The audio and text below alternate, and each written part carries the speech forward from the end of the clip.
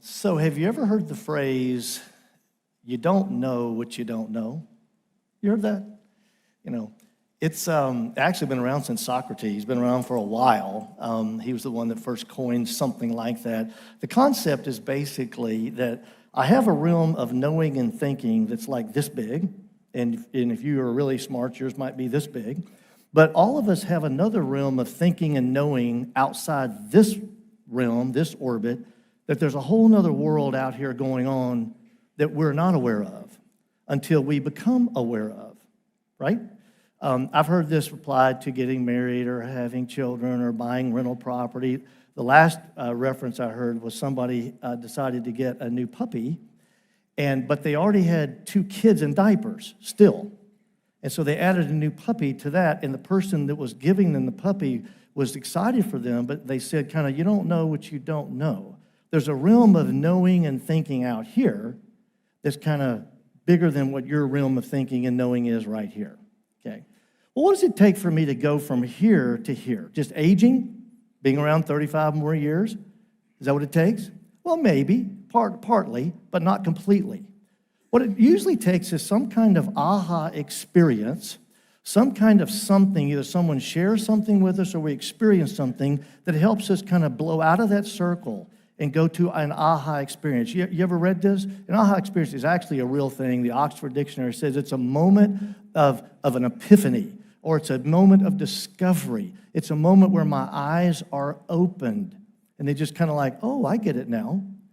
Let me ask you this. How many aha moments have you had with this device, this cell phone? Do you remember the first time you realized, oh, there's a compass on this thing. Oh, there's a timer on this thing. This thing has a clock. This thing has a countdown. I can do low battery mode. I can sort my pictures. I mean, we have all kind of just run-of-the-mill, everyday aha moments with something as mundane as our cell phone. A few years ago, as an adult, I found out that I had type 2 diabetes, and it happened in my adult life. And so I went to the doctor, kind of got things lined up, decided to try to start eating better. And all of a sudden, the first kind of right out of the gate, we had a community group. I went to a community group, and I'm going in there conscious, trying to say, my knowledge expanded. I'm trying to be good about it. And so at this particular community group, there were all kind of foods there. And then I saw this big old giant bowl of fruit. And I love fruit. Like, I'm a fruit-loving machine. I love it. So I'll go over there, and I just pile on the fruit. Just pile it, pounding the fruit, okay? Go home that night, check my blood sugars, and what do you think I found out? And my wife says, you realize there's sugar in fruit. I said, are you kidding me?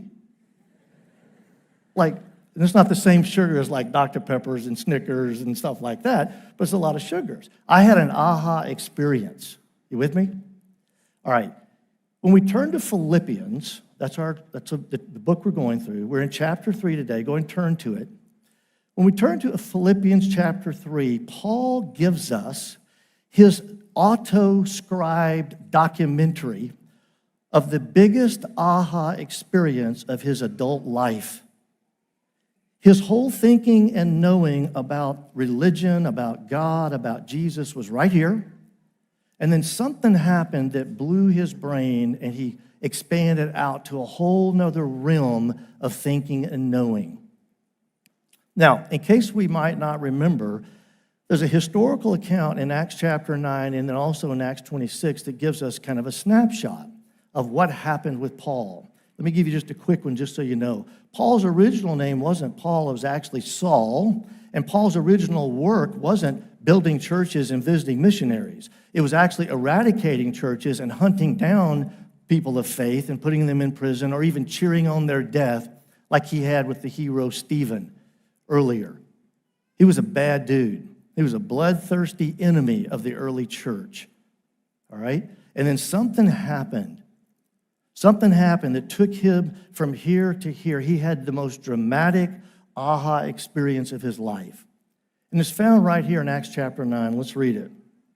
As Paul was traveling, nearing Damascus, he had gotten approval to go to the outer borders, the outer territories, where Damascus was. A light from heaven suddenly flashed around him. Falling to the ground, he heard a voice saying to him, Saul, Saul, why are you persecuting me? Who are you, Lord? Saul said, I'm Jesus, the one you're persecuting. Swindoll says this was the violent capture of a rebel will. This is what happened. Now, in Philippians 3, we have basically him retelling what happened and then the years that he worked this out. Now, this is 25 years, 30 years after the Damascus Road experience. He's sitting down and he's writing a note to the Philippians, and he's remembering this scene. So let's jump in. In chapter 3, verses 1, 2, and 3, we kind of have the intro. This is the kind of the setup of the whole thing. Look at the last part of verse 3 and look for the word confidence. You see it? Now look, there's 3 big meaty questions that we're going to go through today. I'm going to give you 3 meaty questions that are going to kind of capture the unfolding of this aha. All right? Let's read them together. The first meaty question is this: in what have I anchored my confidence to navigate life, work, and matters of eternity? I told you they were meaty. Get another sip of coffee real quick. What have I anchored my confidence to that allows me to navigate all of this thing called life, my work, and anything that has any substance of eternity to it? What is it? Look at the word confidence in verse 3. He basically says this. He says, listen, I have reason for confidence. Don't put confidence in the flesh, but I have reason. But if you think you have reason, I even have more.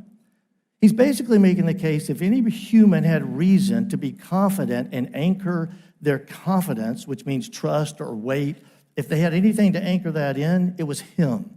And then he goes on in verses 4, 5, and 6, and he lays it out. Let's read his resume. He says, I have more confidence. I was circumcised on the 8th day, the nation of Israel, tribe of Benjamin. I was a Hebrew of the Hebrews. Regarding the law, I was a Pharisee. Regarding zeal, I persecuted the church. Regarding righteousness, that is the law, I was blameless. What's he doing here?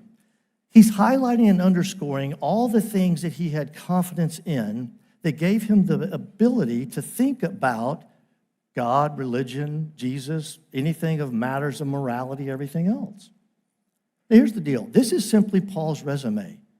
But when we read it, we don't really get the impact of his resume because it's a little bit dated and we don't naturally grab it. But what's a resume supposed to do? A resume is supposed to help me get into a world that I'm on the outside of. A resume is supposed to impress you enough that you'll take a second look at me if it's a job offer, or if I'm trying to join a fraternity or sorority, you'll look at my list of my credentials and my merits and my accomplishments and my education and my ancestry and all that. Embedded in this is actually an impressive resume. We just don't get it in today's world. You'll see his ancestry. You'll see his orthodoxy, what he believed. You'll see his activity list, which is we all have. You'll see his list of morality, what he said, I don't do these things, and I do these things, and I mean, like, that should get me in. But for some reason, when we read this, we don't necessarily kind of just sit back and say, wow. In my businesses, I've been involved in hiring a whole bunch of people this last year. We've hired a number of CEOs and a few CFOs and a few founders and different kinds of people. And I didn't bring any real resumes, but I'm going to give you a couple of sample resumes. Look at these 2 resumes. If I had a chance to hire Jimmy or Sherry, tell me who I'm going to hire. Jimmy's a high school dropout. He's been in and out of prison. He can't find one person to give him a good reference. He's fired from his last couple of jobs. He has horrible health. And then there's Sherry. She has 2 degrees from Harvard. She's the granddaughter of Billy Graham. Wow. Giddy up on that. She runs ultra marathons, plural. She didn't just kind of grump through one like every year she's rolling them out. She has 25 incredible personal references. Who has 25 of those? Founded a company, took it public, 17 million followers on Instagram. She gives 50% of her salary to charity. Now look, we read that and we say, that person's not even real. Okay? I'm telling you, when you read that, that is precisely what Paul looked like in the New Testament. He had credentials that literally every single one of us would say, wow, wow. So here's what we do. Just like Paul, We build our list of accomplishments and merits and credentials, and we build our list of morality and orthodoxy, what we believe, and our ancestry, and all of this stuff, and we use it to prop us up in how we navigate this thing called life. It allows us to measure up with each other. It allows me to measure up with myself when I look in the mirror. I get to say, you know what? I might not be really good at work, but I'm a heck of a dad. I might not be a really good dad, but I'm a really great husband. I might not be a really great husband, but you know what? I'm a really hard worker. Or I'm the moral conscience of my group. You know, I'm the straight line. I'm the straight arrow of this group I run with. And we all create this long list of accomplishments, our resume of sorts, that allows us to measure up, to prop ourselves up, and we anchor that as we go through life. Now, we're going to peel back the layers with Paul. This was his first kind of outer layer of his aha. The first piece was him unfolding the things he had anchored his life to were inadequate. They didn't carry him. They didn't really work. So he had to have another set. Let's go to our second question. Our second question is, have I discovered the super thing that alters the balance sheet of life and eternity? Have I discovered the super thing that alters the balance sheet of life and eternity? Now, right out of the gate, in verses 7, 8, and 9, Paul pulls us into math class. Now, just to level set here, who are our math wizards in the room? Come on, let me see them. There you go. Appreciate you jumping in on that. If you're really good at math, raise your hand. Come on. There you go. Okay. Who's the other opposite? You're kind of a math survivor. Oh, wow. Okay. And then all the rest of us in the middle. Okay, here we are. Okay. What's a balance sheet? A balance sheet is simply a calculation, excuse me, that takes my assets and my liabilities and it crunches them down to what some kind of real value or worth is. In chapter 3, verses 7, 8, and 9, I want you to look for math or financial terms. Because Paul is absolutely dragging us into a math class to do a calculation, not about my money, but about my life. Let's read it. Look at verse 7. He comes right out and he says this. Everything that was a gain to me, I have considered to be a loss. See the word? Everything that was a plus, a credit, an asset, a gain, I considered, the word means reckoned, it really means counted, it really means calculated. Everything that was a gain, I've recalculated it, and now it's a loss. He had a huge list of gains, but he recalculated them, and now they're a loss. Keep reading. He does another calculation. He says, more than that, I calculated, I reckoned everything to be a loss in view of the surpassing value of knowing Jesus. So he does another quick calculation. Here's what you want to think about. You want to think there's a big old giant whiteboard up here, and Paul comes up and he writes all of his gains, and then he marks them out and he says, those are not gains, those are really losses. And then he comes back and he says, you know what? Actually, all of those gains compared to this surpassing value. The word surpassing value is something that is elevated above every other thing. It's something that sits on the top of nothing else above it. Everything's below it. It literally, one good translation, it's the super thing. It's the super thing that sits above everything else. And then he does one more quick calculation. Keep reading. At the very end, he literally says, I'm calculating 3 times. He keeps calculating where his gains are, where the assets really are, where the things of value really are. And then all of a sudden he says, you know what? Every single thing I thought was valuable, it's simply compared to the idea and the reality of knowing Jesus in a real way, and we're going to talk about that in a second. It's nothing but garbage. He reaches into his very smart, very educated brain, and he pulls out the only word he can think of, which is waste and garbage.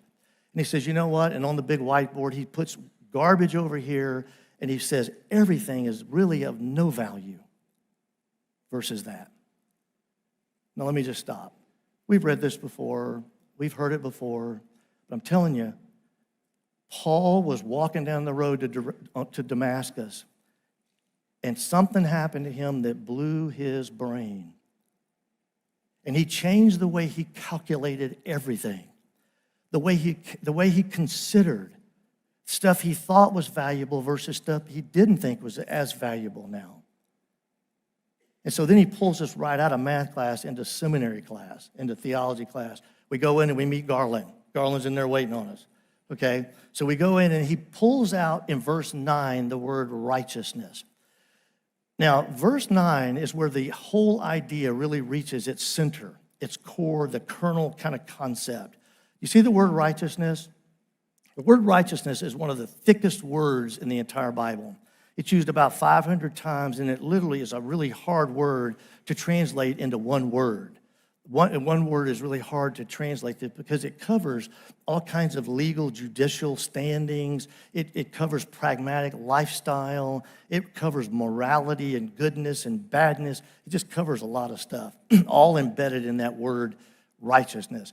This is why one author comes back and says, listen, every time Paul is using it, what Paul always means is he always means the way I'm relating to God.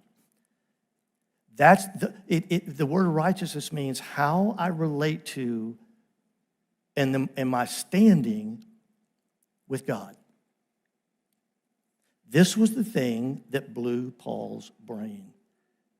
He thought he was relating to God this way, and then something happened with this aha experience, and he realized there's a whole nother world out here of how he was supposed to and could relate to God. In his old life, he basically said righteousness looked like one thing. But now in this verse, he basically says there's two kinds of righteousness. There's a righteousness of my own, and then there's a righteousness basically that comes through God. You still with me?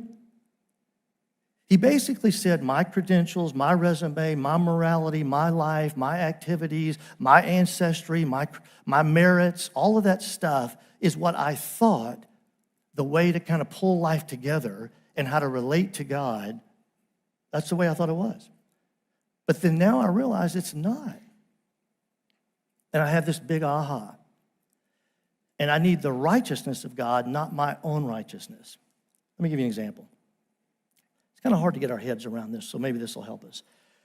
Let's suppose a few weeks ago you had what I'm going to call a random Tuesday. Say that with me. That wasn't bad. Random Tuesday. Okay. This particular random Tuesday was Bad Tuesday. Say it with me. Bad Tuesday, okay. I woke up. I was really grumpy, cursed all day, self-centered all day. That morning, I realized I had a whole bunch of gambling debts from the weekend, so I figured out a way to steal some money from my company without them ever finding out, so I kind of covered all my debts, all right? Went to lunch. I was on my phone going to lunch, and I pulled in. This didn't really happen, so relax for just a second, okay? Didn't happen to me. All of them didn't happen to me. Some of them did, probably, okay? I pull into lunch. I'm on my phone, and I wheel in, and bam, I hit your car. I jump out, and I drive a pretty heavy car, so I jump out immediately and look. My car's fine. Your car's like got a huge problem on the back, okay? I look around, nobody's there. I jump back in my car, and I go to another place for lunch. I'm out. I get home, I'm still grumpy, still bad, really horrible to be around that night. Right before I go to bed, I kind of get on my phone, and then I get pulled into some bad things on my phone. Then I go get on my computer, and I get involved in some other bad things on my computer, and I go to bed. That was what? Bad Tuesday. With me? Say it again. Let me ask you, do I need the righteousness of God on Bad Tuesday? Whose righteousness? Are you kidding me? Is my righteousness going to work on Bad Tuesday? No way. I'm out. That's Bad Tuesday. But you know what? Not every Tuesday is a bad Tuesday. Sometimes we have good Tuesdays. Say it with me. Good Tuesday. All right, good Tuesday. I wake up an hour early. I pray for you by name. Memorize 2 more verses in Philippians. I go to work. I'm crushing it at work, doing nothing wrong that I can think of. I literally go to lunch.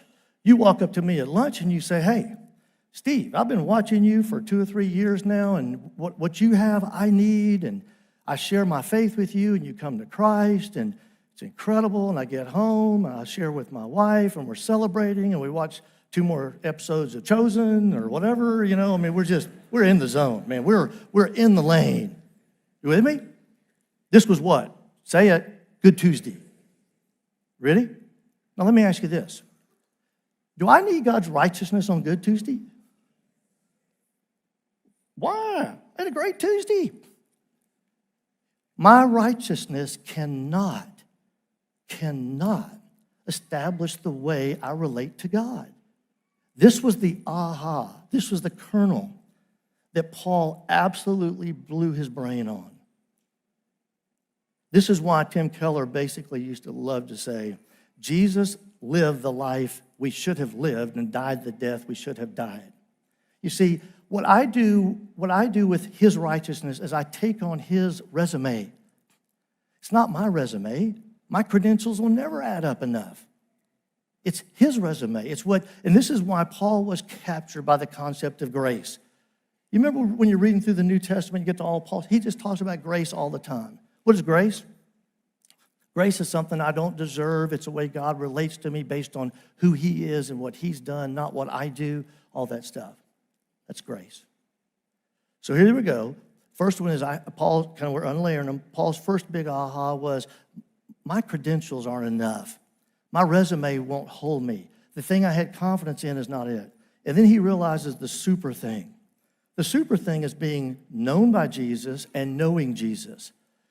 Getting his resume on top of my life and letting that design and drive the way I relate to God. Make sense? Let's go to the third one. It kind of pulls it all together. The last couple of verses in our section, it's basically the third question. And here it is. What level of knowing Jesus am I pursuing and experiencing? Look at verse 10 and 11. My goal is to know him and the power of his resurrection and the fellowship of his sufferings, being conformed to his death, assuming that I will somehow reach the resurrection from among the dead. Paul's goal was to know Jesus. Now that he kind of had his eyes open and he had his aha, he knew what the real value was. He knew where the super thing was about, was knowing Jesus, being known by him. He said, great, then my new goal is to know Jesus. See it? Now, knowing is kind of an interesting term. It can be confused in our world. Knowing, we kind of move it around in our modern world of digital information and social media. For example, how many of you, who is this? Who is this picture right here of? Come on, tell me. Oh yeah, absolutely. Absolutely. So what's she doing? She's at the Kansas City Chiefs game. Yeah, so we know who she is. But now I won't ask you to raise your hand. There's a chance. But we just know about her. We don't really know her. Knowing about somebody is not the same thing as knowing somebody. In our culture, we think we know people because we have a lot of tidbits of information. I look at LinkedIn every day, all day long for different things to kind of get some more information about you or somebody. Because I know about somebody doesn't mean I know them at all, does it? No. Social scientists basically say there's at least different levels of knowing people. We know that's true. The kind of the lowest level is what we would call the acquaintance, and the acquaintance is where you recognize my face, I recognize your face. Neither one of us might know each other's names. We might not, okay? But we kind of say, oh yeah, hey, yeah, oh yeah, say yeah, saw you at the game, yeah, whatever, okay? Acquaintances. And then there's friendships, and friendships kind of assume we're supposed to know each other's names and maybe a little bit of data about ourselves, right? The deepest level of knowing is more of a companion or a life partner. And that's basically a two-way relationship where I know you and you know me. The interesting thing in our text is it says back at the beginning of verse 8 and 9, it says that Paul said, I found myself to be known by Jesus. And because of that, now I want to know him even more. The word know is a very precise word that he picked out. The word know is gnosko. And what it means a knowing that's not just a book knowing. It's not just a random, I recognize your face a little bit and I kind of know a name or two about you or some data. No. It's a deep, experiential, personal knowing. I've been reading a book by a guy named David Brooks, and I've read everything he's written in the last 25 or 30 years. He's a writer. I don't agree with everything that he says, but he's a really good writer. His latest book actually comes out next week, but I had a chance to read it early. His book is on how to know a person. And in this book, he basically has tons of stuff to say, but one of the things he says is this: if I want to really know a person, not just an acquaintance level or a friendship level, but a real companion, a deep two-way relationship level, he brings it down to a couple of things: attention and conversations. What kind of attention am I giving this knowing relationship? And what kind of attention are you giving me back versus all the other things my attention's going to? And then the other is conversations. And he goes into those two. So my deep application would be this: what kind of attention am I giving my relationship with Jesus, the surpassing thing, more valuable than any possible other thing I could be pursuing life? Everything else basically would balance out in my balance sheet as not important, worthless, even the word garbage compared to the value, the super thing. Now look, don't misunderstand Paul. He's not saying my family's not important, friends are not important, my job's not important. He's not saying that. He's saying that if we were somehow going to compare it, the thing that's going to be able to navigate my life all the way through this human life into the next life as it relates to how I relate to God, that's what he's saying. And he peels back these layers with this giant aha that started 25 or 30 years ago, and he literally is still thinking about it, flooding his memories. Make sense? So we got three questions. There's three big questions that we've kind of reviewed together. In what have I anchored my confidence to navigate life, work, and matters of eternity? Take a quick second, think about that one.